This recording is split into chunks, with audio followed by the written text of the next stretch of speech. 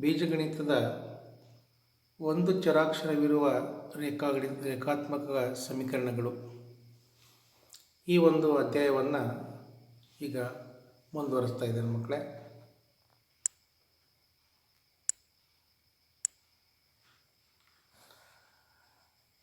ಕಳೆದ ತರಗತಿಯಲ್ಲಿ ರೇಖಾತ್ಮಕ ಸಮೀಕರಣಕ್ಕೆ ಸಂಬಂಧಪಟ್ಟಂತೆ ಭಾಳಷ್ಟು ಅಂಶಗಳನ್ನು ನೀವು ಅರ್ಥ ಮಾಡ್ಕೊಂಡಿದ್ದೀರ. ಇವತ್ತಿನ ಒಂದು ಅಧ್ಯಾಯದಲ್ಲಿ ನಾವು ಆ ಸಮೀಕರಣಗಳನ್ನು ಬಿಡಿಸುವುದು ಹೇಗೆ ಅನ್ನುವಂಥ ಅಂಶಗಳನ್ನು ನಾವು ನೋಡ್ತಾ ಹೋಗ್ತೇವೆ. ಎಲ್ಲ ಸಮಸ್ಯೆಗಳನ್ನು ಸ್ವಲ್ಪ ಸೂಕ್ಷ್ಮವಾಗಿ ತಾವುಗಳು ಗಮನಿಸಿ ಪ್ರತಿ ಹಂತವನ್ನು ಸೂಕ್ಷ್ಮವಾಗಿ ಅವಲೋಕಿಸಿ ಸಮಸ್ಯೆಗಳನ್ನು ಅರ್ಥ ಮಾಡಿಕೊಂಡು ಪುನಃ ಪ್ರಾಕ್ಟೀಸ್ ಮಾಡುವುದರ ಮೂಲಕ ಮನೆಯಲ್ಲಿ ಅವುಗಳನ್ನು ಅರ್ಥ ಮಾಡ್ಕೊಳ್ಳಿಕ್ಕೆ ಪ್ರಯತ್ನ ಮಾಡಿಕೊಳ್ಳಿ ಮಕ್ಕಳೇ. ಈ ವ್ಯಾಟ್ಸಪ್ ವಿಡಿಯೋನ್ನು ಹಲವು ಬಾರಿ ನೋಡೋದ್ರ ಮೂಲಕನೂ ಕೂಡ ನೀವು ಸಮಸ್ಯೆಗಳನ್ನು ಹೆಚ್ಚು ಮನನ ಮಾಡಿಕೊಳ್ಬೋದು ಅಂತ ಹೇಳ್ತಾ ಈಗ ಮುಂದುವರಿಸ್ತಾ ಇದ್ದೇನೆ.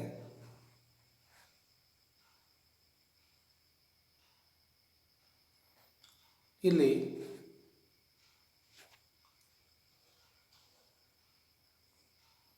ರಮೇಶನ ಹತ್ತಿರ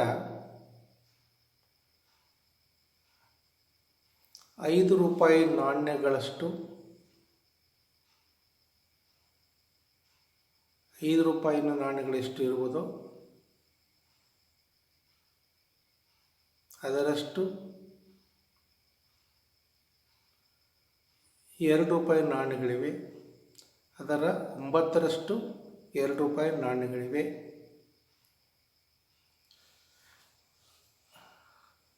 ಅವುಗಳ ಒಟ್ಟು ಮೌಲ್ಯ 77 ರೂಪಾಯಿ. ಹಾಗಾದರೆ ಅವನ ಹತ್ತಿರ ಇರುವ 5 ರೂಪಾಯಿ ನಾಣ್ಯಗಳು ಎಷ್ಟು? ಮೊದಲಿಗೆ ಸಮಸ್ಯೆಯನ್ನು ಸರಿಯಾಗಿ ಅರ್ಥ ಮಾಡ್ಕೋಬೇಕು ಮಕ್ಕಳೇ. ಅವನ ಹತ್ತಿರ ಇರುವಂತಹ 5 ರೂಪಾಯಿ ನಾಣ್ಯಗಳು ಎಕ್ಸ್ ಅಂತ ಇರಲಿ. ಎಷ್ಟದಾವಂತ ಗೊತ್ತಿಲ್ಲ 5 ರೂಪಾಯಿ ನಾಣ್ಯಗಳು, ಆದರೆ ಅವು ಎಕ್ಸ್ ಇರಲಿ ಅಂತ ನಾವು ಅಂದ್ಕೊಳ್ಳೋಣ. ಆನಂತರ ಇದರ 3ರಷ್ಟು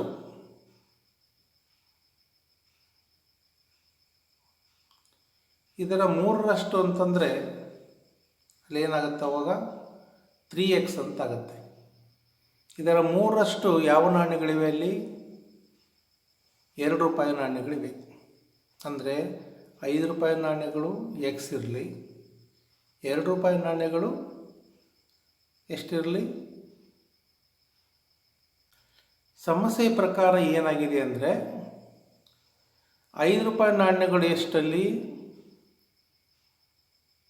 ಇರುವಂಥದ್ದು 5x, 2 ರೂಪಾಯಿ ನಾಣ್ಯಗಳು ಎಷ್ಟಲ್ಲಿ 2 × 3x.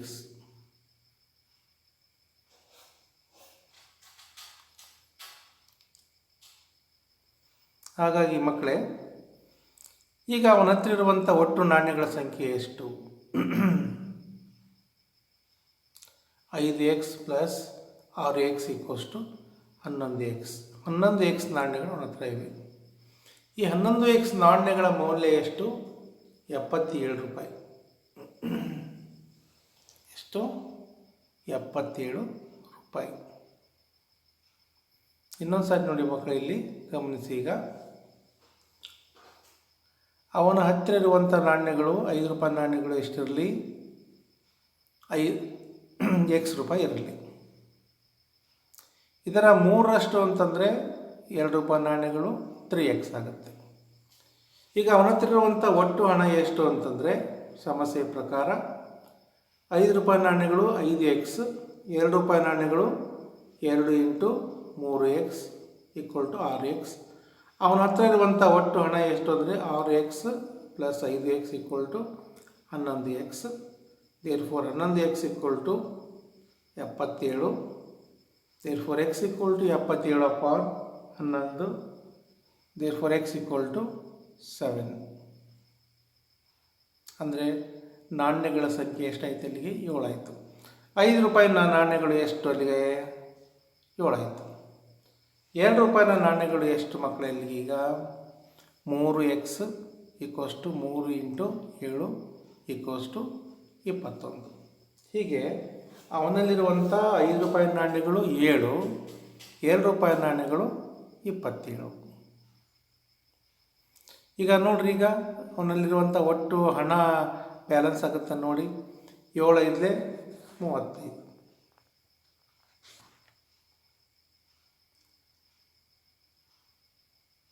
ಆಮೇಲೆ 21 2 21 2 ರೂಪಾಯಿದು 42 = 77. ಹಾಗಾಗಿ 5 ರೂಪಾಯಿದ್ದು 35 ರೂಪಾಯಿ ಆಗುತ್ತೆ, 2 ರೂಪಾಯಿದ್ದು 47 ರೂಪಾಯಿ ಆಗುತ್ತೆ. ಇವೆಲ್ಲ ಸೇರಿಕೊಂಡು ಒಟ್ಟಿಗೆ ಎಷ್ಟಾಗುತ್ತೆ 77 ರೂಪಾಯಿ ಆಗುತ್ತೆ. ಈ ರೀತಿಯಾಗಿ ನಾವು ಸಮಸ್ಯೆಗಳನ್ನು ಬಿಡಿಸ್ಬೋದಾಗಿದೆ. ಇದರ ಮುಂದಿನ ಭಾಗದಲ್ಲಿ ನೋಡಿ ಏನಿದೆ ಅಂತ.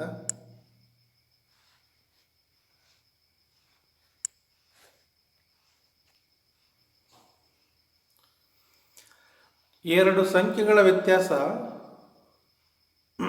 ಎಷ್ಟಿದೆ 66 ಮತ್ತು ಅವುಗಳ ಅನುಪಾತ 2:5. ಆದರೆ ಆ ಸಂಖ್ಯೆಗಳು ಯಾವುವು? ಪರಿಹಾರ. ಸಂಖ್ಯೆಗಳ ಅನುಪಾತ ಎಷ್ಟಿದೆ 2:5. ನಾವು ಆ ಸಂಖ್ಯೆಗಳನ್ನ ಈ ರೀತಿ ಬರ್ಕೊಳ್ಳೋಣ. 2:5 ಇದೆಯಲ್ಲ, ಅದನ್ನು 2x:5x ಅಂದರೆ ಒಂದು 2x ಇರಲಿ ಮತ್ತೊಂದು 5x ಇರಲಿ ಅಂತ ಅರ್ಥ ಆಗುತ್ತೆ. ಸಮಸ್ಯೆಯ ಪ್ರಕಾರ ಆ ಎರಡು ಸಂಖ್ಯೆಗಳ ವ್ಯತ್ಯಾಸ ಅಂದರೆ 2x ಮತ್ತು 5x, ಇವುಗಳ ದೊಡ್ಡ ಸಂಖ್ಯೆ ಯಾವುದು 5x. 5xನಲ್ಲಿ 2x ಕಳೆದ್ರೆ ಬರುವಂಥದ್ದು ಉತ್ತರ ಎಷ್ಟು 66. ಸಮಸ್ಯೆಯಲ್ಲಿ ಕೊಟ್ಟಿರೋದು ಏನಲ್ಲಿ ಎರಡು ಸಂಖ್ಯೆಗಳ ವ್ಯತ್ಯಾಸ 66 ಅಂತ. ಹಾಗಾಗಿ 5x - 2x = 66. 5xನಲ್ಲಿ 3xನ್ನು ಕಳೆದ್ರೆ 5xನಲ್ಲಿ 3xನ್ನು ಕಳೆದ್ರೆ 5xಲ್ಲಿ 2xನ್ನು ಕಳೆದ್ರೆ 3x ಬರುತ್ತೆ. Therefore 3x = 66. Therefore x = 66/3. Therefore x = 22. ಮೊದಲ ಸಂಖ್ಯೆ 2x ಅಂತ ಅಂದ್ಕೊಂಡಿದ್ದೇವೆ. 2 × 22 = 44. ಎರಡನೇ ಸಂಖ್ಯೆ ಎಷ್ಟಿದೆ 5x ಇದೆ. 5 × 22 = 110. ಈಗ ನಮಗೆ ಅವೆರಡು ಸಂಖ್ಯೆಗಳು ಗೊತ್ತಾದ್ವು. ಈಗ ಒಂದು 110 ಮತ್ತೊಂದು 44. ಅವೆರಡು ಸಂಖ್ಯೆಗಳ ವ್ಯತ್ಯಾಸವನ್ನು ನೋಡೋಣ. ಇಲ್ಲಿ 110 - 44 = ಎಷ್ಟು ಬಂತಲ್ಲಿಗೆ 66. ಹೀಗಾಗಿ ಇದು ಸ್ಟೇಟ್ಮೆಂಟ್ ಇರುವಂಥ ಸಮಸ್ಯೆಗಳಿರೋದ್ರಿಂದ ಮೊದಲಿಗೆ ಸ್ಟೇಟ್ಮೆಂಟ್ ಹೇಳಿಕೆಯನ್ನೇ ಸರಿಯಾಗಿ ನಾವೇನು ಮಾಡಬೇಕು ಅರ್ಥ ಮಾಡಿಕೊಂಡು ಆನಂತರ ಸಮಸ್ಯೆಗಳನ್ನು ಬಿಡಿಸ್ತಾ ಹೋಗಬೇಕು. ಭಾಳ ಸೂಕ್ಷ್ಮವಾಗಿ ಈ ಸಮಸ್ಯೆಗಳನ್ನು ನಾವು ಗಮನಿಸ್ತಾ ಹೋಗ್ಬೇಕು ಮಕ್ಕಳೇ.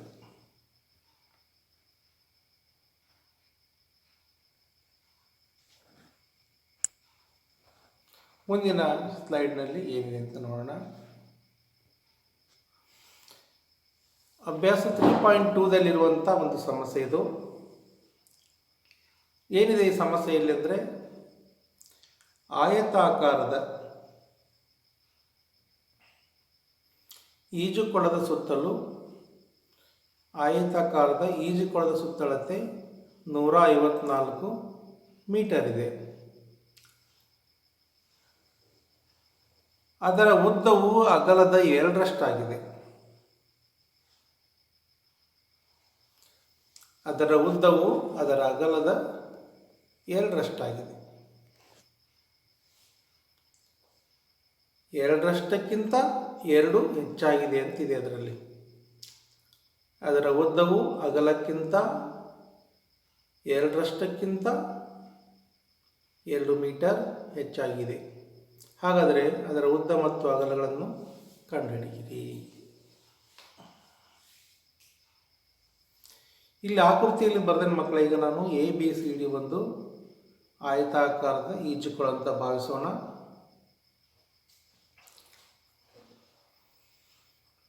ಈಗ ಅದರ ಅಗಲ ಏನಿದೆಯಲ್ಲ ಅದು x ಅಂತ ತಗೊಂಡಿದ್ದೇವೆ ಇಲ್ಲಿ.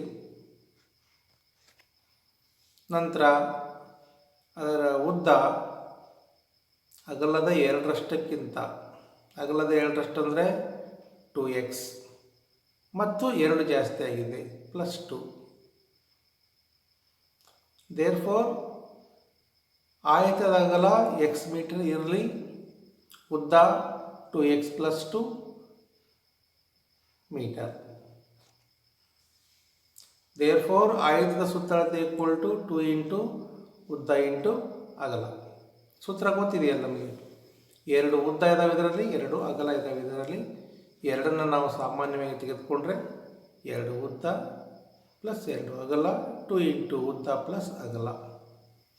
ಈಗ ಆಯತದ ಸುತ್ತಳತೆ 154 ಮೀಟರ್ = 2 ಉದ್ದ 2x + 2 + ಅಗಲ x, that is 154 = 2 3x + 2. Therefore ಇದನ್ನು ಎಡಭಾಗವನ್ನು ಬಲಭಾಗಕ್ಕೂ ಬಲಭಾಗವನ್ನು ಎಡಭಾಗಕ್ಕೂ ಬರೆದಾಗ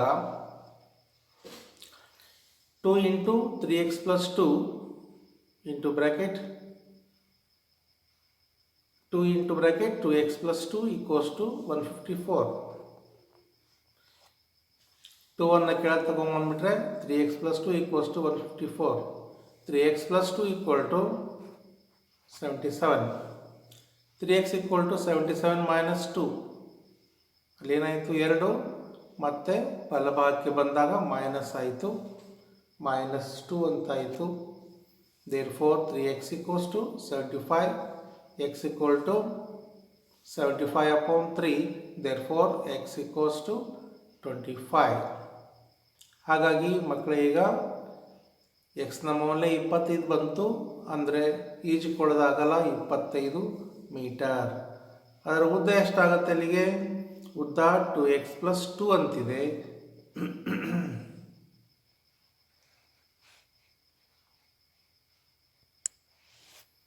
ದೇರ್ಫೋರ್ 2x + 2 2 × 25 + 2 25 50 + 2 = 52. ಹಾಗಾಗಿ ಆಯತದ ಉದ್ದ 25 ಮೀಟರ್ ಇದ್ದರೆ ಅಗಲ 52 ಮೀಟರ್. ಹೀಗೆ ನಾವೇನು ಮಾಡ್ಬೋದು, ಸಮಸ್ಯೆಗಳನ್ನು ಅರ್ಥ ಮಾಡಿಕೊಂಡು ಆನಂತರದಲ್ಲಿ ಅವುಗಳನ್ನು ಬಿಡಿಸ್ತಾ ಹೋಗಬೇಕು.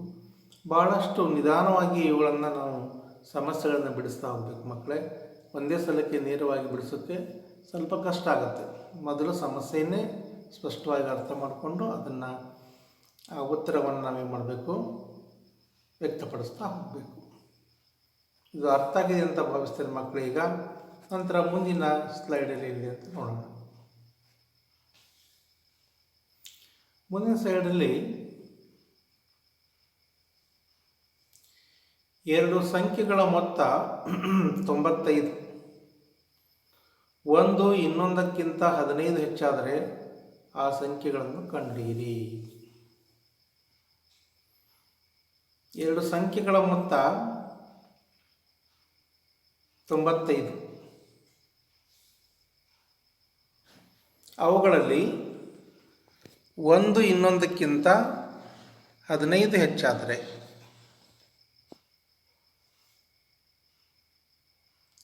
ಆ ಸಂಖ್ಯೆಗಳನ್ನು ಕಂಡುಹಿಡಿಯಿರಿ.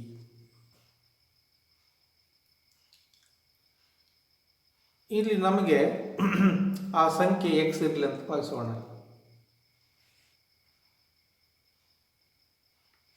ಆ ಸಂಖ್ಯೆ ಎಷ್ಟಿರಬೇಕದು x ಇರಲಿ ಅಂತ ಭಾವಿಸೋಣ. ಇನ್ನೊಂದು ಸಂಖ್ಯೆ ಆ ಸಂಖ್ಯೆಗಿಂತ 15 ಹೆಚ್ಚಾಗಿದೆ ಅಂತಿದೆ. ಹಾಗಾಗಿ ಎಕ್ಸ್ ಪ್ಲಸ್ 15. ಅವುಗಳ ಮೊತ್ತ ಎಷ್ಟಿದೆ? 95 ಇದೆ. ಸಮಸ್ಯೆಯ ಪ್ರಕಾರ ಆ ಎರಡು ಸಂಖ್ಯೆಗಳ ಮೊತ್ತ 95.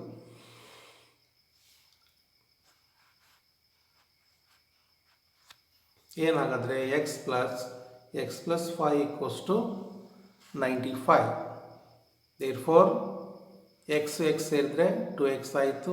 2x plus 15 = 95. 2x = 95 minus 15. 15 ಸಮಚಿಹ್ನೆಯಿಂದ ಆ ಕಡೆ ಬಲಭಾಗಕ್ಕೆ ಬಂದರೆ -15 ಆಯಿತು. ಹಾಗಾಗಿ 2x = 95ರಲ್ಲಿ 15 ಕಳೆದ್ರೆ ಬರುವಂಥ ಉತ್ತರ 80. Therefore x = 80/2. 2 ಸಮಚಿಹ್ನೆಯ ಬಲಭಾಗಕ್ಕೆ ತೆಗೆದುಕೊಂಡ್ಬಂದರೆ ಅದು ಛೇದದಲ್ಲಿ ಬರುತ್ತೆ. Therefore x = 80/2. Therefore x = 40. ಆ ಸಂಖ್ಯೆ x = ಎಷ್ಟು ಬಂತು ಉತ್ತರ ಅಲ್ಲಿಗೆ? 40. ಇನ್ನೊಂದು ಸಂಖ್ಯೆ x ಪ್ಲಸ್ 15 15 ಜಾಸ್ತಿ ಇದೆ. 40ಕ್ಕೆ 15 ಸೇರಿಸಿಬಿಟ್ರೆ ಅಲ್ಲಿಗೆ 55 ಆಯಿತು. ಈಗ ನೋಡಿ ಮಕ್ಕಳೇ, ಆ ಎರಡು ಸಂಖ್ಯೆಗಳ ಮೊತ್ತ ಅಂತಂದ್ರಲ್ಲ, ಆ ಎರಡು ಸಂಖ್ಯೆಗಳು ಸಿಕ್ಕಿರೋದು ನಮಗೆ 40 ಮತ್ತು 55. ಅವೆರಡರ ಮೊತ್ತ ಎಷ್ಟಾಗಬೇಕು? 95. 40 + 55 ಎಷ್ಟು ಬಂತು ಉತ್ತರ ಅಲ್ಲಿಗೆ? 95. ಹೀಗೆ ನಾವು ಸಮಸ್ಯೆಗಳನ್ನ ಅರ್ಥ ಮಾಡಿಕೊಂಡು ಅವುಗಳನ್ನು ಬಿಡಿಸ್ತಾ ಹೋಗ್ಬೇಕು. ಸರಿ ಮಕ್ಕಳೇ, ಮುಂದೆ ಹೋಗೋಣ. ಈಗ ಇದರ ಏನಾದರೂ ಸಮಸ್ಯೆ ಇದೆಯಾ? ಈ ಸಮಸ್ಯೆಯಲ್ಲಿ ಯಾವುದಾದ್ರೂ ಹಂತ ಅರ್ಥ ಆಗಿಲ್ಲ ಅನ್ನುವಂಥದ್ದಿದ್ದರೆ ಅದನ್ನು ವಾಟ್ಸಪ್ ಮೂಲಕ ನನಗೆ ತಿಳಿಸಿ, ನಾನು ಆ ಸಮಸ್ಯೆಯನ್ನು ಮತ್ತೆ ಬಿಡಿಸಿ ನಿಮ್ಮ ಗ್ರೂಪಿಗೆ ಅದನ್ನು ಕಳಿಸುವಂಥ ಕ್ರಮವನ್ನು ಕೈಗೊಳ್ತೀನಿ. ನೆಕ್ಸ್ಟ್ ಮುಂದಿನ ಸ್ಲೈಡ್ನಲ್ಲಿ ಏನಿದೆ, ಇಲ್ಲಿ ನೋಡಿ ಮಕ್ಕಳೀಗ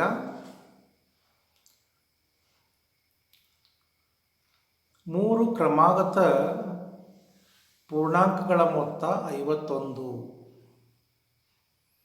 3 ಕ್ರಮಾಗತ ಪೂರ್ಣಾಂಕಗಳ ಮೊತ್ತ 51 ಆದರೆ ಆ ಪೂರ್ಣಾಂಕಗಳು ಯಾವುವು?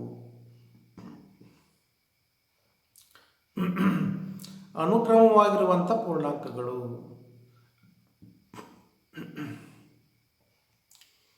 ಮೊದಲನೇ ಸಂಖ್ಯೆ x ಅಂತ ಇರಲಿ. ಎರಡನೇ ಸಂಖ್ಯೆ ಅದರ ನಂತರ ಬರುವಂಥ ಅನುಕ್ರಮ ಇರುವಂಥದ್ದು x ಪ್ಲಸ್ 1. ನಂತರ ಬರುವಂಥ ಅನುಕ್ರಮ ಪೂರ್ಣಾಂಕ x ಪ್ಲಸ್ 2. ಹಾಗಾಗಿ ಅನುಕ್ರಮ ಪೂರ್ಣಾಂಕಗಳು x ಪ್ಲಸ್ 1, x ಪ್ಲಸ್ 2. ನಿಮಗೆ ಇಲ್ಲಿ ನಾವು ಉದಾಹರಣೆ ಹೇಳ್ಬೋದು. ಏನು ಅಂತಂದರೆ,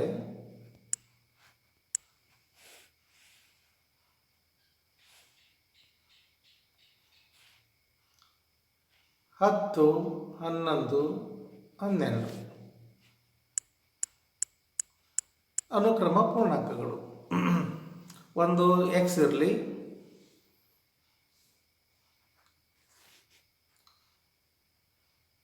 ಹತ್ತು 11 12. ಮೊದಲನೇದು x ಅಂತ ಇಟ್ಕೊಳ್ಳೋಣ. ಎರಡನೇ ಸಂಖ್ಯೆ ಬರಲಿಕ್ಕೆ ಎಕ್ಸ್ಗೆ ನಾವು 1 ಸೇರಿಸಬೇಕು. 10 + 1 11 ಆಗುತ್ತೆ. ಮೂರನೇ ಸಂಖ್ಯೆ ಬೇಕು ಅಂದರೆ ಎಕ್ಸ್ಗೆ ನಾವು 2 ಸೇರಿಸಬೇಕು, x ಪ್ಲಸ್ 2. ಯಾವುದೇ ಅನುಕ್ರಮ ಸಂಖ್ಯೆ ಬೇಕಂದ್ರೂ ಕೂಡ ಇದನ್ನು ನಾವು ಏನು ಮಾಡ್ಬೋದು, ನೆನಪಲ್ಲಿ ಇಟ್ಕೋಬೋದು. x plus 1, x plus 2. ಈಗ ಎಕ್ಸ್ಗೆ ಬದಲಾಗಿ ನಾವು ಏನು ಮಾಡೋಣ, 15 ಹಾಕೋಣ. 16 ಅಂದರೆ x ಪ್ಲಸ್ 1, 15 ಪ್ಲಸ್ 1 16. 17 ಬರಬೇಕಂದ್ರೆ x ಪ್ಲಸ್ 2, 15 ಪ್ಲಸ್ 2 = 17. ಈ ರೀತಿಯಾಗಿ ನಮಗೆ ಅನುಕ್ರಮ ಸಂಖ್ಯೆಗಳು ದೊರೀತಾ ಹೋಗ್ತವೆ. ಹಾಗಾಗಿ ನಾವೇನು ಮಾಡಬೇಕು, ಸಾಂಕೇತಿಕವಾಗಿ ನಾವು x ಅಂತ ತೆಗೆದುಕೊಂಡ್ರೆ ಮುಂದಿನ ಅನುಕ್ರಮ ಸಂಖ್ಯೆ x ಪ್ಲಸ್ 1 ಆಗುತ್ತೆ. ಅದರ ಮುಂದಿನ ಅನುಕ್ರಮ ಸಂಖ್ಯೆ x ಪ್ಲಸ್ 2 ಆಗುತ್ತೆ. ಸಮಸ್ಯೆಯ ಪ್ರಕಾರ ಈ ಅನುಕ್ರಮ ಸಂಖ್ಯೆಗಳ ಮೊತ್ತ ಎಷ್ಟಿದೆ? ಅಲ್ಲಿಗೆ 51 ಇದೆ. ಹಾಗಾಗಿ x plus 1 x plus 2 equals to 51. Therefore x ಸೇರಿಕೊಂಡು 3x ಆಯಿತು, ಪ್ಲಸ್ 2 ಪ್ಲಸ್ 1 3 ಆಯಿತು, ಈಕ್ವಲ್ಸ್ ಟು 51. ಈಗ 3 ಸಮಚಿಹ್ನೆ ಆ ಕಡೆ ತೆಗೆದುಕೊಂಡು ಹೋಗ್ಬಿಡೋಣ. ಅಲ್ಲಿಗೆ ಎಷ್ಟಾಯ್ತು? ಅಲ್ಲಿಗೆ 3x equals to 51 minus 3. Therefore 3x equal to 48. Therefore x equals to 48 upon 3. Therefore x equals to 16. x ನ ಮೌಲ್ಯ ಎಷ್ಟು ಬಂತು? 16. ಅಂದರೆ ಮೊದಲನೆಯ ಕ್ರಮಾಗತ ಸಂಖ್ಯೆ x 16. ಎರಡನೆಯ ಕ್ರಮಾಗತ ಸಂಖ್ಯೆ ಎಷ್ಟು? ಅದಕ್ಕೆ 1 ಸೇರಿಸಬೇಕು, 17. ಮೂರನೇ ಕ್ರಮಾಗತ ಸಂಖ್ಯೆ ಎಷ್ಟು? ಅದಕ್ಕೆ 2 ಸೇರಿಸಬೇಕು. ಎಷ್ಟಾಯ್ತು? ಅಲ್ಲಿಗೆ 16 ಪ್ಲಸ್ 2 18. ಇವು 3 ಒಟ್ಟಿಗೆ ಟೋಟಲ್ ಮಾಡಿದರೆ 16, 17 ಮತ್ತು 18 ಟೋಟಲ್ ಮಾಡಿದರೆ ಉತ್ತರ ಎಷ್ಟು ಬರುತ್ತೆ? ಕೂಡಿಸಿ ನೋಡೋಣ ಮೈಂಡಲ್ಲಿ. 1 10 20 30 45 45 1 6 51. ಹೀಗೆ ನಾವು ಏನು ಮಾಡ್ಬೋದು? ಸಮಸ್ಯೆಗಳ ಸ್ಟೇಟ್ಮೆಂಟ್ ಓರಿಯೆಂಟೆಡ್ ಪ್ರಾಬ್ಲಮ್ಸ್, ಹೇಳಿಕೆಗಳನ್ನು ಒಳಗೊಂಡಿರುವಂಥ ಸಮಸ್ಯೆಗಳನ್ನು ಬಿಡಿಸ್ತಾ ಹೋಗ್ಬೋದು. ಇದಾದ ನಂತರದಲ್ಲಿ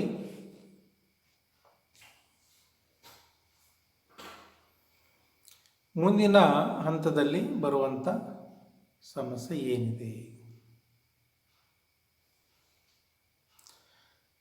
ರಾಹುಲ್ ಮತ್ತು ಅರುಣ್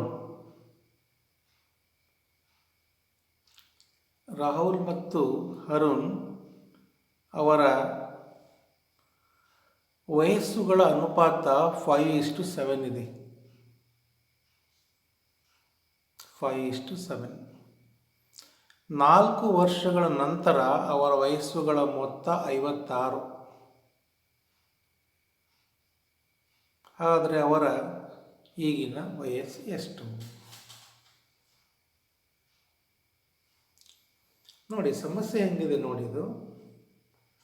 ರಾಹುಲ್ ಮತ್ತು ಅರುಣ್ ಈ ಇಬ್ಬರ ವಯಸ್ಸುಗಳ ಅನುಪಾತ ಕೊಟ್ಟರಲ್ಲಿ. ಅನುಪಾತ ಎಷ್ಟಿದೆ ಅಲ್ಲಿ? 5:7 ಇದೆ. ಅಂದರೆ ಒಬ್ಬನ ವಯಸ್ಸು 5x ಇರಲಿ, ಮತ್ತೊಬ್ಬನ ವಯಸ್ಸು 7x ಇರಲಿ.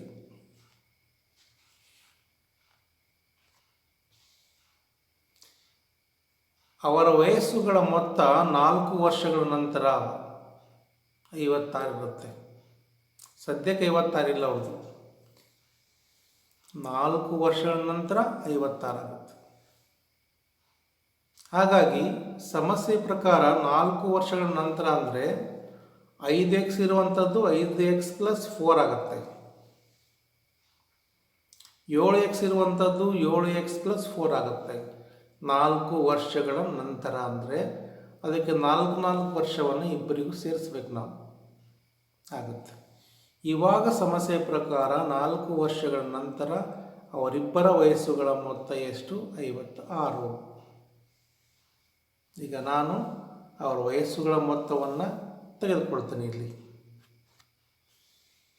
5x plus 4 plus 7x plus 4 equals to 56. 5x ಮತ್ತು 7x ಅನ್ನು ಟೋಟಲ್ ಮಾಡಿದರೆ ಅಲ್ಲಿ ಎಷ್ಟಾಗತ್ತೆ?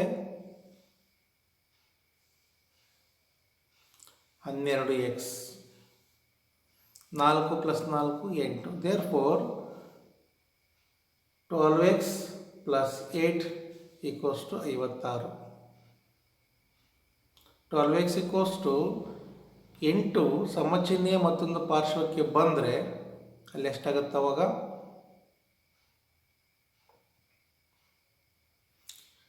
ಬಲಭಾಗಕ್ಕೆ ಬಂದರೆ -8 ಆಗಿ ಪರಿವರ್ತನೆ ಆಗುತ್ತೆ. therefore 12x equals to 48. 56ರಲ್ಲಿ 8 ಹೋಗ್ಬಿಟ್ರೆ 48. Therefore x equals to 48 upon 12. Therefore x equals to 4. ಹಾಗಾಗಿ ರಾಹುಲನ ವಯಸ್ಸು ಎಷ್ಟಿದೆ ಅಂತಂದರೆ 5x. Therefore 5 into 4 equals to 20 ವರ್ಷ. ಅರುಣನ ವಯಸ್ಸು 7x. 7 into 4 equals to 28. ಅವರ ಇಬ್ಬರ ಈಗಿನ ವಯಸ್ಸುಗಳು 4 ವರ್ಷಗಳ ನಂತರ ಆದರೆ ಇವಕ್ಕೆಲ್ಲ 4 ಸೇರಿಸ್ಬೇಕು. 20 ಪ್ಲಸ್ 4 24. 28 ಪ್ಲಸ್ 4 ಎಷ್ಟಾಗುತ್ತೆ ಅಲ್ಲಿಗೆ 32. ದೇರ್ಫಾರ್ ಅವೆರಡು ಸೇರಿಸ್ರಿ ಇಲ್ಲಿಗೆ ಎಷ್ಟು ಬಂತು ಉತ್ತರ 56.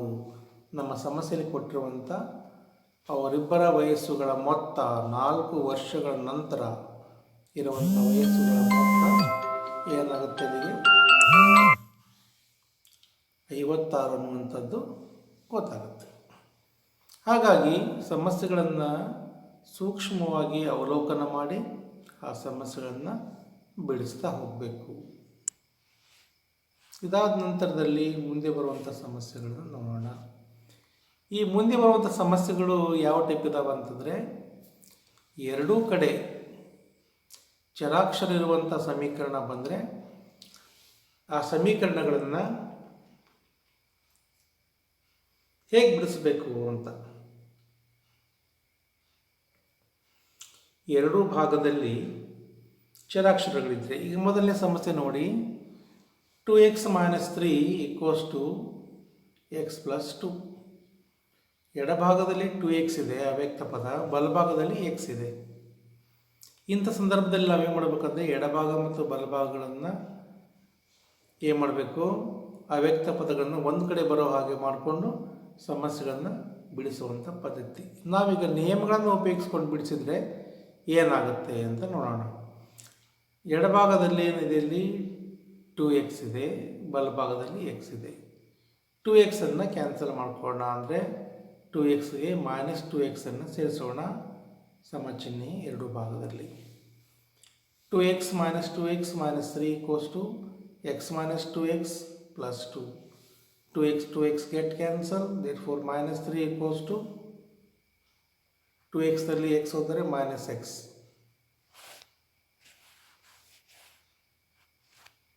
-x plus 2. ಈಗ x ಒಂದು ಕಡೆ ಮತ್ತು x ಇರುವ ಭಾಗದಲ್ಲಿ +2 ಅಂತಿದೆ. ಆ +2 ಅನ್ನು ಕ್ಯಾನ್ಸಲ್ ಮಾಡಬೇಕಾದ್ರೆ ಅಲ್ಲಿ ನಾವೇ ಮಾಡಬೇಕು, -2 ಅನ್ನು ಸೇರಿಸಬೇಕು. ಹಾಗಾಗಿ ಸಮಚಿಹ್ನೆ ಎರಡು ಕಡೆ -2 ಅನ್ನು ಸೇರಿಸೋಣ. -3 - 2 equals to -x plus 2 - 2. 2 get cancelled. Therefore -x equals to -3 - 2 equals to -5. Minus cancel. Therefore x equals to 5. ಇದನ್ನು ನೋಡಿ ಸೆಕೆಂಡ್ ಮೆಥಡ್ದಲ್ಲಿ ಮಾಡಿದರೆ ಎಷ್ಟು ಸುಲಭ ಆಗುತ್ತೆ ನೋಡಿ. ಈಗ 2x - 3 equal to x plus 3. ಆ x ಅನ್ನು ಎಡಭಾಗದಿಂದ ಬಲಭಾಗಕ್ಕೆ ತೊಗೊಂಬರೋಣ. ಆವಾಗ -3 ಎಡಭಾಗಕ್ಕೆ ಬಲಭಾಗಕ್ಕೆ ತೆಗೆದುಕೊಂಡು ಹೋಗೋಣ. x ಅನ್ನು ಎಡಭಾಗಕ್ಕೂ -3 ಬಲಭಾಗಕ್ಕೂ ತೆಗೆದುಕೊಂಡು ಹೋಗೋಣ. x ಪ್ಲಸ್ x ಇದೆ, ಅದು ಎಡಭಾಗಕ್ಕೆ ಬಂದರೆ -x ಆಗುತ್ತೆ. -3 ನಾವು ಬಲಭಾಗಕ್ಕೆ ತೆಗೆದುಕೊಂಡು ಹೋದರೆ +3 ಆಗುತ್ತೆ. Therefore 2x - x equal to 2 plus 3. Therefore 2x ನಲ್ಲಿ x ಹೋದರೆ ಓನ್ಲಿ x ಉಳಿಯುತ್ತೆ. 2 1 3 5 ಆಗುತ್ತೆ. ಈ ರೀತಿಯಾಗಿ ಮೂರೇ ಸ್ಟೆಪ್ಪಲ್ಲಿ ಅದನ್ನು ನಾವು ಬಿಡಿಸ್ಬೋದು. ಯಾವುದೇ ವಿಧಾನವನ್ನು ಅನುಸರಿಸಿದರೂ ಕೂಡ ಉತ್ತರ ಮಾತ್ರ ಅದೇ ಬರುತ್ತೆ. ನಂತರ ಎರಡನೇ ಸಮಸ್ಯೆ, 3x equal to 2x plus 18. 2x ಸಮಚಿಹ್ನೆಯ ಬಲಭಾಗದಲ್ಲಿದೆ, ಅದನ್ನು ಎಡಭಾಗಕ್ಕೆ ತೊಗೊಂಬರೋಣ. Therefore 3x - 2x equals to 18. 3x ನಲ್ಲಿ 2x ಹೋದರೆ x ಬರುತ್ತೆ. Therefore x equals to 18. Simple ಆಗಿದೆ ಸಮಸ್ಯೆ. ಈ ರೀತಿಯಾಗಿ ಸಮಸ್ಯೆಯನ್ನು ಬಿಡಿಸಬಹುದು. ಅರ್ಥ ಆಯ್ತಾ ಮಕ್ಕಳಿದು? ಸ್ವಲ್ಪ ಮನೆಯಲ್ಲಿ ಪ್ರಾಕ್ಟೀಸ್ ಮಾಡಿ, ಎಲ್ಲ ಅರ್ಥ ಆಗುತ್ತೆ.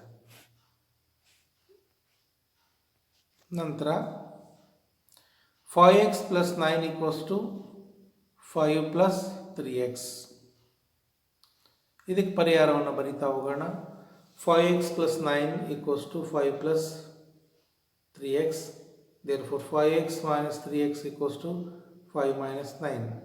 3x ಅನ್ನು ಸಮಚಿಹ್ನೆಯ ಆ ಕಡೆ ಎಡಭಾಗಕ್ಕೆ ತೆಗೆದುಕೊಂಡು ಹೋದ್ವಿ, -3x ಆಯಿತು. ಅಲ್ಲಿ +9 ಅನ್ನು ಬಲಭಾಗಕ್ಕೆ ತೆಗೆದುಕೊಂಡ್ಬಂದರೆ -9 ಆಯಿತು. Therefore 5x - 3x = 2x. 2x = 9ರಲ್ಲಿ 5 ಹೋದರೆ -4. Therefore x = -4/2. Therefore x = -2.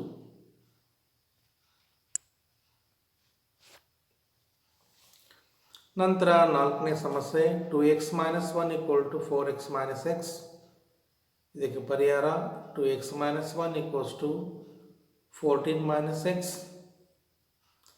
-x ಅನ್ನು ಸಮಚಿಹ್ನೆ ಈ ಕಡೆ, -1 ಅನ್ನು ಸಮಚಿಹ್ನೆ ಬಲಭಾಗಕ್ಕೆ ತೆಗೆದುಕೊಂಡ್ಬಂದರೆ 2x + x = 14 + 1. 3x = 15. Therefore x = 15/3. Therefore x = 5. ನಂತರ 6ನೇ ಸಮಸ್ಯೆ 8x + 4 = 3 × x - 1 + 7. ಪರಿಹಾರ x + 4. 8x + 4 = 3 × x - 1 + 7. ಮೊದಲಿಗೆ ಆವರಣವನ್ನು ಬಿಡಿಸೋಣ. ಬಿಡಿಸಿದಾಗ ಏನಾಗುತ್ತೆ ನೋಡಿ. 8x + 4 = 3 × x. 3x - 3 × 1 3 into bracket open +7. ಈಗ 3x ಸಮಚಿಹ್ನೆ ಬಲಭಾಗದಲ್ಲಿದೆ, ಅದನ್ನು ಎಡಭಾಗಕ್ಕೆ ತೆಗೆದುಕೊಂಡ್ಬಂದರೆ -3 ಆಗುತ್ತೆ. ಎಡಭಾಗದಲ್ಲಿರುವಂತಹ +4 ಸಮಚಿಹ್ನೆಯ ಬಲಭಾಗಕ್ಕೆ ಒಯ್ದರೆ -4 ಆಗುತ್ತೆ. Therefore 8x - 3x = 4 - 4. That is 5x = 0. 4 - 4 ಅಂದರೆ 0 ಬಂತು. x = 0/5. Therefore x = 0. ನಂತರ ಅದರ ಮುಂದಿನ ಸಮಸ್ಯೆ x = 4/5 into bracket x + 10. ಇದಕ್ಕೆ ಪರಿಹಾರ x = 4/5 into bracket x + 10. 5ಅನ್ನು ಸಮಚಿಹ್ನೆ ಆ ಕಡೆ ಒಯ್ದರೆ ಗುಣಿಸು ಆಗುತ್ತೆ. 5 × x = 4 × x + 10. Therefore 5x = 4 ಇಂದ ಗುಣಿಸೋಣ. 4 × x 4x plus 4 × 10 = 40. Therefore 5x = ಇಲ್ಲಿ 4x ಇದೆಯಲ್ಲ, ಇದನ್ನು ಎಡಭಾಗಕ್ಕೆ ತೊಗೊಂಬರೋಣ. 5x - 4x = 40. Therefore x = 40. 5xದಲ್ಲಿ 4x ಹೋದರೆ x ಉಳಿಯುತ್ತೆ. ಬಲಭಾಗದಲ್ಲಿ 40 ಹಾಗೆ ಇದೆ. ಈ ರೀತಿಯಾಗಿ ಸಮಸ್ಯೆಗಳನ್ನು ಬಿಡಿಸ್ತಾ ಹೋಗ್ಬೋದು. ಎಡಭಾಗಕ್ಕೆ ಬಲಭಾಗಕ್ಕೆ ತೆಗೆದುಕೊಂಡಾಗ ಪ್ಲಸ್ ಇರುವಂಥ ಬೀಜ ಪದಗಳು ಮೈನಸ್ ಆಗ್ತವೆ, ಮೈನಸ್ ಇರೋಂಥವು ಪ್ಲಸ್ ಆಗ್ತವೆ. ಬಲಭಾಗದಿಂದ ಎಡಭಾಗಕ್ಕೆ ಸಂಖ್ಯೆಗಳನ್ನು ತೆಗೆದುಕೊಂಡು ಹೋದರೂ ಅಷ್ಟೇ, ಮೈನಸ್ ಇರುವಂಥ ಸಂಖ್ಯೆಗಳು ಪ್ಲಸ್ ಸಂಖ್ಯೆಗಳಾಗ್ತವೆ, ಪ್ಲಸ್ ಇರುವಂಥ ಸಂಖ್ಯೆಗಳು ಮೈನಸ್ ಸಂಖ್ಯೆಗಳು ಆಗ್ತವೆ.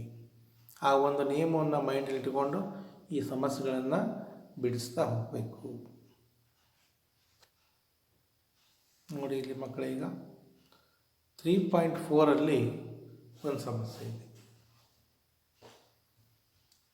3.4 ಸಮಸ್ಯೆ ಏನು?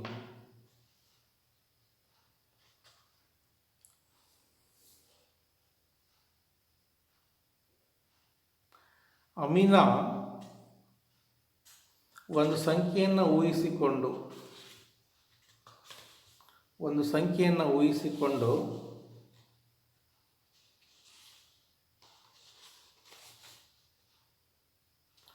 ಅದರಲ್ಲಿ 5/2 ಕಳೆದ್ರೆ 5/2 ಅನ್ನು ಕಳೆದರೆ ಬಂಧ ವ್ಯತ್ಯಾಸವನ್ನು 8ರಿಂದ ಗುಣಿಸಿದಾಗ ಬಂಧ ಗುಣಲಬ್ಧವನ್ನು ಊಹಿಸಿದ ಸಂಖ್ಯೆಯ 3ರಷ್ಟಿರುತ್ತದೆ. ಇನ್ನೊಂದ್ಸಲ ಸಮಸ್ಯೆಯನ್ನು ಸರಿಯಾಗಿ ಕೇಳಿಸಿಕೊಳ್ಳಿ ಮಕ್ಕಳೇ. ಅಮೀನಾ ಒಂದು ಸಂಖ್ಯೆಯನ್ನು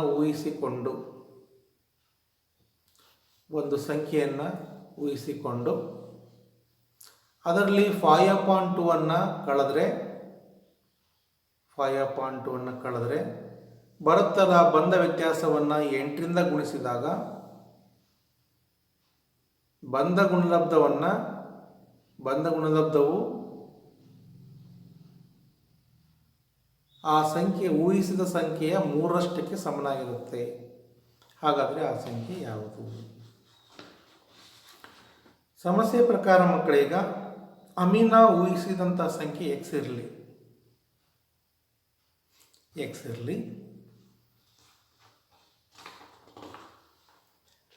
ಆನಂತರ ಆ ಎಕ್ಸ್ನಲ್ಲಿ ನಾವು 5/2 ಅನ್ನು ಕಳೆದ್ರೆ ಅಂತಿದೆ. x - 5/2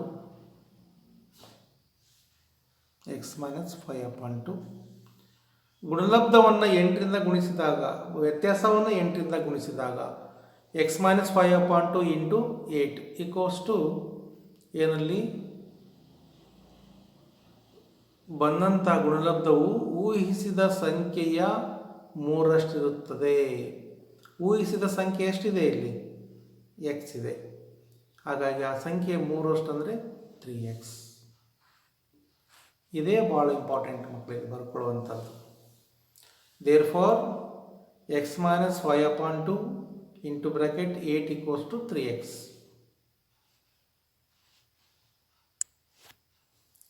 ಅಲ್ಲಿ 2 ಲಸ ತೆಗೆದುಕೊಂಡಾಗ 2x - 5/2 × 8 = 3x. ಎರಡೂ ಪದಗಳಿಗೆ ಬರೆಯೋಣ. 2x/2 - 5/2 × 8 = 3x. 8ರಿಂದ ಗುಣಿಸೋಣ.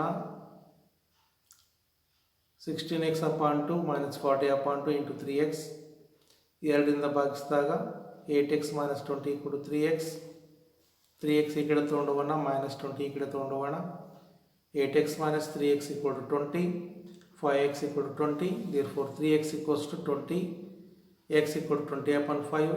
x = 4. ಇದನ್ನೇ ಸಂಕ್ಷಿಪ್ತವಾಗಿ ಮಕ್ಕಳು ಈ ರೀತಿ ಮಾಡ್ಬೋದು.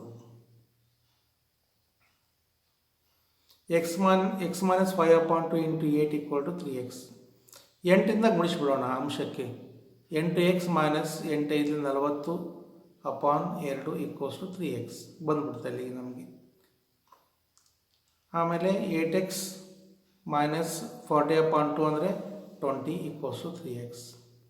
3x ಅನ್ನು ಈ ಕಡೆ ತೊಗೊಂಬರೋಣ. 8x - 3x = 40. Therefore 5x = 20. Therefore x = 20/5. Therefore x = 4. ಇಷ್ಟು ಸುಲಭವಾಗಿ ಮಾಡ್ಬೋದು. ಯಾವ ಮೆಥಡ್ ಮಾಡಿದರೂ ಅಷ್ಟೇ ಉತ್ತರ ಬರುತ್ತೆ. ನಾವು ಸಮಸ್ಯೆಗಳನ್ನ ಬಿಡಿಸ್ತಾ ಹೋದಂಗೆ ಎಷ್ಟು ಶಾರ್ಟಾಗಿ ಬಿಡಿಸ್ಬೋದು ಅನ್ನೋದು ನಮಗೆ ಅರ್ಥ ಆಗ್ತಾ ಹೋಗುತ್ತೆ. ಇದಾದ ಮಕ್ಕಳೇ ಮುಂದಿನ ಸ್ಲೈಡಲ್ಲಿ ನೋಡೋಣ ಏನಿದೆ ಅಂತ.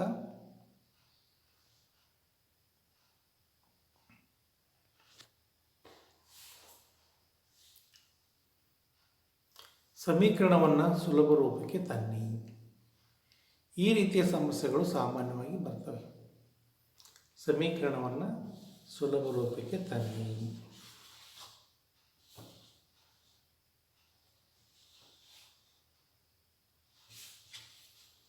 Six X plus 1/3 + 1 = x - 3/6. ಪರಿಹಾರ. ಎರಡು ಕಡೆ 6ರಿಂದ ಗುಣಿಸಿದಾಗ ಲಸ ಎಷ್ಟು? 3 ಮತ್ತು 6ಕ್ಕೆ 6 ಲಸ. 6ರಿಂದ ಗುಣಿಸಿದಾಗ ಎರಡು ಕಡೆ ಗುಣಿಸೋಣ. 6ಇಂದ ಗುಣಿಸಿದ್ದೀನಿ ನಾನು. 6x + 1/3 × 6 + 1 × 6 = 6 × x - 3/6. 3 1 3 2. Therefore 6x + 1 × 2 plus 6 ಒಂದೇ 6 equals to 6 get cancel x - 3. 2ರಿಂದ ಗುಣಾಕಾರ ಮಾಡೋಣ. 12x + 2 + 6 = x - 3. ಆಮೇಲೆ 2 + 6 ಕೂಡಿಸೋಣ. 12x + 8 = x - 3. -x ಅನ್ನು ಎಡಭಾಗ ತೆಗೆದುಕೊಂಬರೋಣ, +8 ಅನ್ನು ಬಲಭಾಗ ತೊಗೊಂಬರೋಣ. 12x + x = 12x + x ಆ ಕಡೆ ಬಂದಾಗ -x ಆಗಿತ್ತು. 12x - x = -3 - 8 = -11. Therefore 11x = -11. Therefore x = -11/11 = -1. ತಾಳೆ ನೋಡೋದು ಹೇಗೆ? ಇಲ್ಲಿ ತಾಳೆ ನೋಡಿದಾಗ ಎರಡು ಉತ್ತರ ಸೇಮ್ ಬರಬೇಕಲ್ಲ. LHSನಲ್ಲಿ 6x + 1/3 ಇದೆ, +1 ಇದೆ. ಎಕ್ಸ್ನ ಬೆಲೆ -1 ಹಾಕಿದಾಗ 6 × -1 +1/3 +1. Therefore -x + 1/3 +1. Therefore -5/3 +1. Therefore -5 - 3/3 = -2/3. ಇದು ಉತ್ತರ ಬಂತು. ಬಲಭಾಗದಲ್ಲಿ x - 3/6, x ಅಂದರೆ -1, -1 - 3/6, therefore -4/6. That is also ಎಷ್ಟು ಬಂತು? -2/3. therefore LHS = RHS. ಸಮ ಇದೆ ಅಂತ ಆಯಿತು. ಬಂದಿರುವ ಉತ್ತರ ಸರಿ ಇದೆ. ಈ ರೀತಿಯಾಗಿ ಅದನ್ನು ಬಿಡಿಸ್ಬೋದು. ಇದಾದ ಮೇಲೆ ಕೊನೆಯದಾಗಿ 3.5ದಲ್ಲಿ ಕೆಲವು ಸಮಸ್ಯೆಗಳು. x/2 + 1/5 = x/3 + 1/4 = 2 ಮತ್ತು 3ಕ್ಕೆ ಲಸ ಎಷ್ಟಾಗುತ್ತೆ ನೋಡಿಕೊಂಡು ಆ ಲಸ 2 ಮತ್ತು 3ಕ್ಕೆ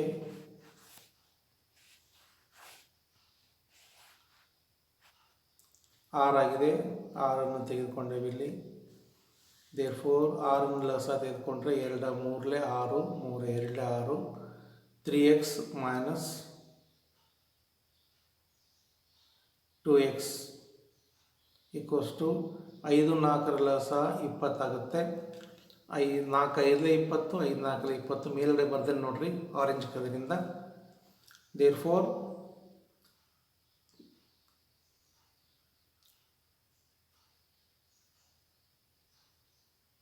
3x - 2x = x/6. therefore 5 - 4 9, 5 + 4 9/20. therefore x = 9/20 × 6. therefore x = 54/20. therefore x = 27/20. ಇದಾದ್ಮೇಲೆ ಮಕ್ಕಳೇ x - 5/3 = x - 3/5. ಇದಕ್ಕೆ ಪರಿಹಾರವನ್ನು ನೋಡಿದಾಗ ಓರೆ ಗುಣಾಕಾರ ಮಾಡಬೇಕು. 5 ಇಂದ ಇದು ಗುಣಾಕಾರ ಮಾಡಬೇಕು, 3 ಇಂದ ಇದು ಗುಣಾಕಾರ ಮಾಡಬೇಕು. ಮಾಡಿದಾಗ 5 × x - 5 = 3 × x - 3. therefore 5x - 25 = 3x - 9. therefore 5x - 3x, 3x ಅನ್ನು ಸಮಚಿಹ್ನೆಯ ಎಡಭಾಗ ತೆಗೆದುಕೊಂಡ್ಬಂದರೆ -3x ಆಯಿತು. ಈ -25 ಬಲಭಾಗಕ್ಕೆ ಹೋದರೆ +25 ಆಯಿತು. 3x + 5x ಎಲ್ಲಿದೆ ಅದು? ಈ ಸ್ಟೆಪ್ಪು. 5x - 3x = 2x = 25ರಲ್ಲಿ 9 ಹೋದರೆ 16. therefore x = 16/2. therefore x = 8. ಸ್ವಲ್ಪ ಸ್ಪೀಡ್ ಆಯಿತು ಅಂತ ಅನಿಸುತ್ತೆ. ಇವುಗಳನ್ನು ನೋಟ್ಸ್ಗಳನ್ನು ನಿಮಗೆ ನಾನು ವಾಟ್ಸಪ್ಪಿಗೆ ಕಳಿಸ್ಕೊಡ್ತೀನಿ. ಆನಂತರ ನೀವೇನು ಮಾಡಬೇಕು, ಅವುಗಳನ್ನು ಸೂಕ್ಷ್ಮವಾಗಿ ನೋಡಿ ಅವುಗಳನ್ನು ಅವಲೋಕನ ಮಾಡ್ತಾ ಹೋಗ್ರಿ. ಇನ್ನೊಂದು ಸಾರಿ ಈ ಸಮಸ್ಯೆಗಳನ್ನು ಮನೆಯಲ್ಲಿ ಹಲವು ಬಾರಿ ಪ್ರಯತ್ನ ಮಾಡಿದ ಮೇಲೆ ಏನಾಗುತ್ತೆ, ನಿಮಗೆ ಒಂದು ಅರ್ಥ ಆಗುತ್ತೆ. ಆದಾಗ್ಯೂ ಕೂಡ ಕೆಲವು ಸ್ಟೆಪ್ಗಳು ನಿಮಗೆ ಅರ್ಥ ಆಗೋದಿಲ್ಲ.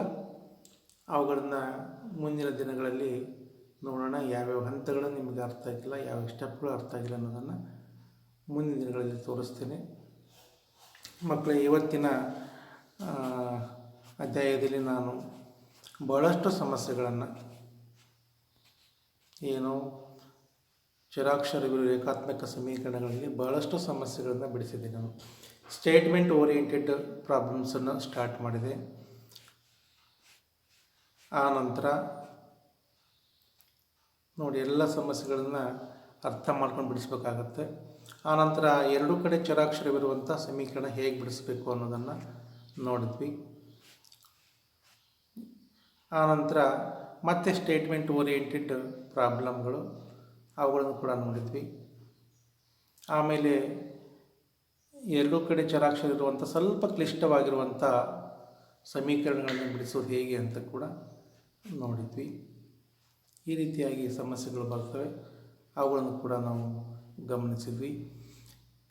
ಈ ಸಮಸ್ಯೆಗಳನ್ನು ಮತ್ತೆ ಪ್ರತ್ಯೇಕವಾಗಿರುವಂಥ ನೋಟ್ಸ್ನಲ್ಲಿ ಬರೀಬೇಕು ಮಕ್ಕಳೇ. ಬರೆದು ಆ ಎಲ್ಲ ಸಮಸ್ಯೆಗಳನ್ನು ಪುನಃ ಬಿಡಿಸಿ ಅವುಗಳನ್ನು ನೀವು ಪರ್ಫೆಕ್ಟ್ ಮಾಡ್ಕೊಳ್ತೀರ ಅಂತ ಭಾವಿಸ್ತಾ ಇವತ್ತಿನ ತರಗತಿಯನ್ನು ಇಲ್ಲಿಗೆ ಮುಗಿಸ್ತಾ ಇದ್ದೇನೆ. ಎಲ್ಲ ವಿದ್ಯಾರ್ಥಿಗಳಿಗೆ ವಂದನೆಗಳು.